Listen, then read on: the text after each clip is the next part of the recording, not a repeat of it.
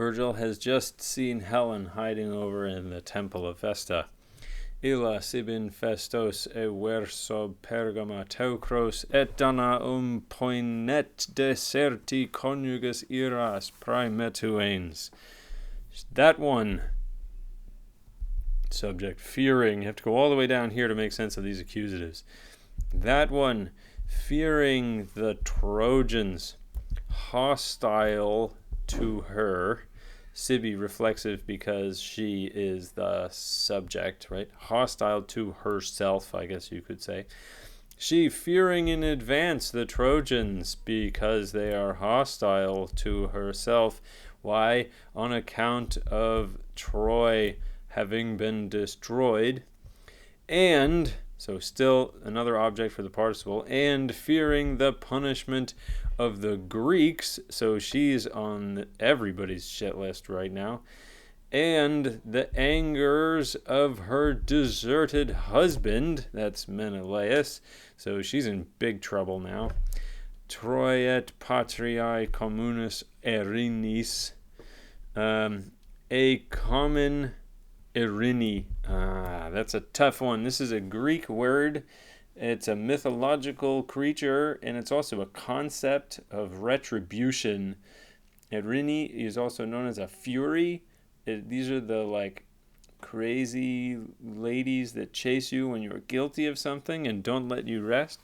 Now, why is she being compared to one of those? Because she has to pay. The people are vengeful for her for so many different reasons. For abandoning her husband, for leaving the Greek side, and now the Trojans are also mad at her because she's the cause of this war, so they just are losing. A common Erini.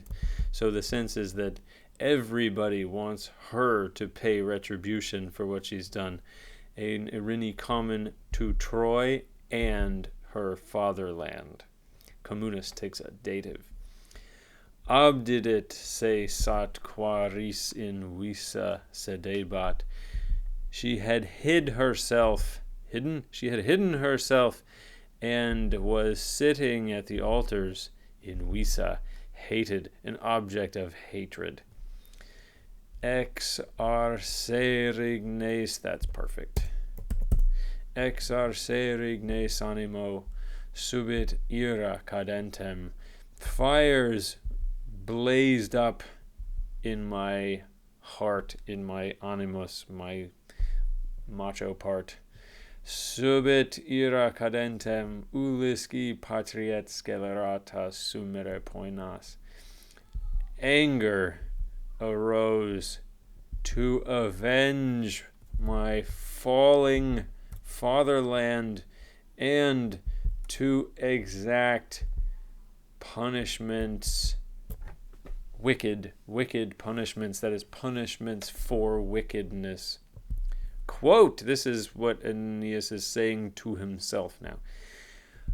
Obviously, this is ironic or something. Forsooth, this woman, unharmed, will look upon Sparta and her fatherland, Mycenae. Mycenae is just a plural name of a city, so that's why Patrias is also plural. Her fatherlands, Mycenaes, Patriae, Mycenae. Okay, she will look upon those things unharmed. You hear the irony in that, the venom of it. Parto quibit regina triumpho.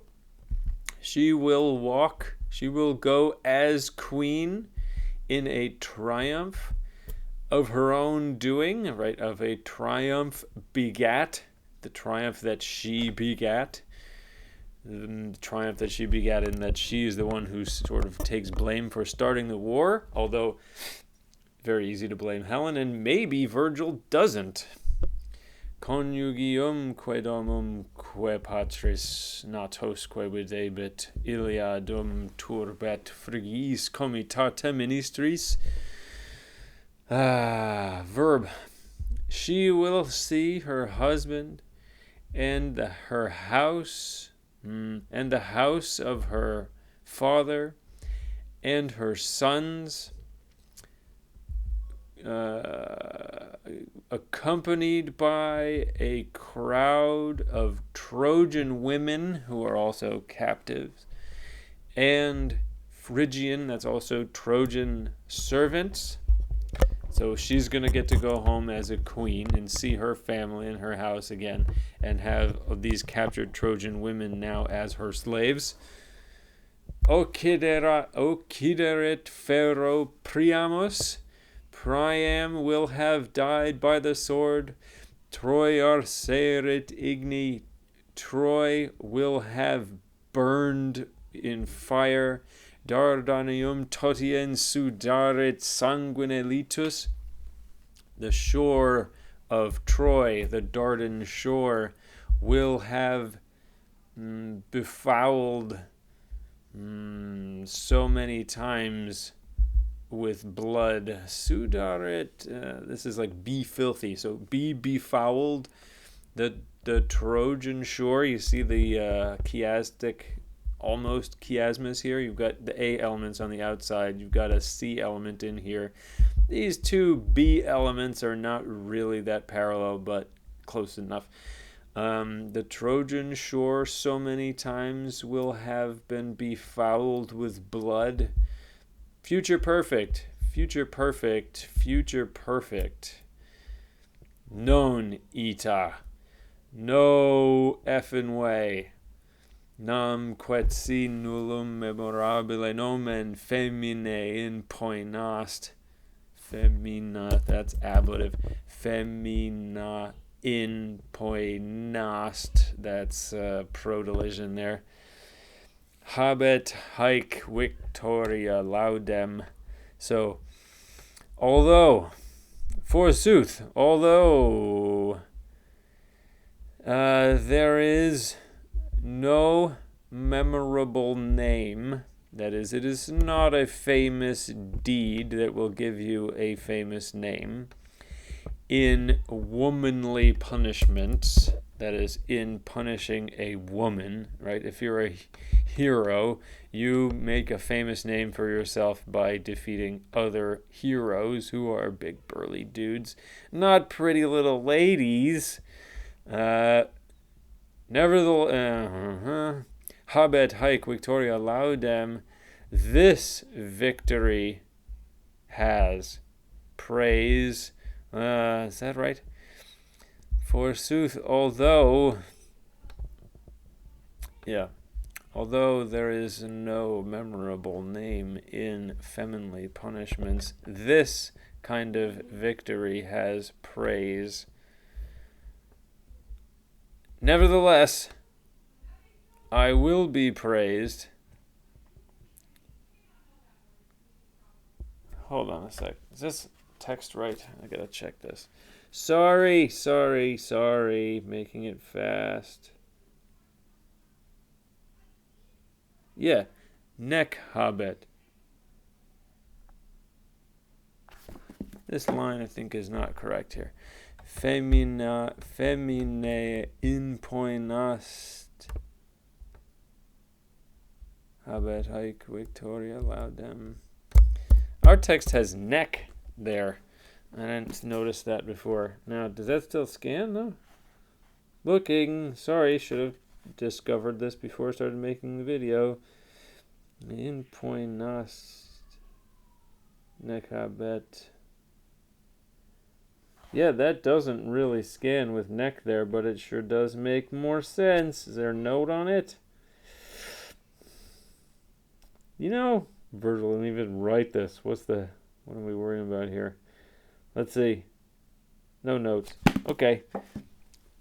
There should be some negative here because Tommen here is going to flip us back to what's real. That's the nevertheless. So this should still be a negative, even though there's no memory. Maybe it's even though there is no. This victory has no praise. Nevertheless, I will be praised to have extinguished the unspeakable. I will be praised to have destroyed this evil and to have exacted punishments deserved. animum quex place uebit ultricis flammet.